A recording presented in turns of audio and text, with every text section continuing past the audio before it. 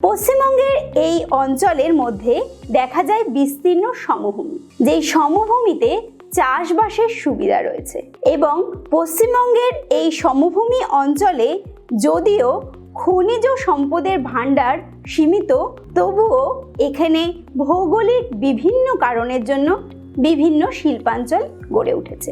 পশ্চিমবঙ্গের অবস্থান বলতে গেলে বলা যায় পশ্চিমবঙ্গের চারিদিকেই রয়েছে বিভিন্ন রাজ্য এবং বিভিন্ন দেশ।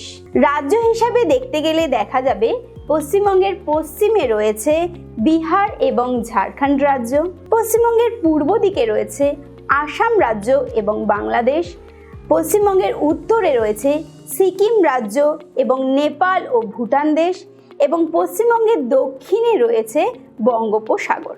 উত্তর থেকে দক্ষিণে পশ্চিমবঙ্গের বিস্তার 650 কিলোমিটার এবং পূর্ব থেকে পশ্চিমে পশ্চিমবঙ্গের বিস্তার 325 কিলোমিটার।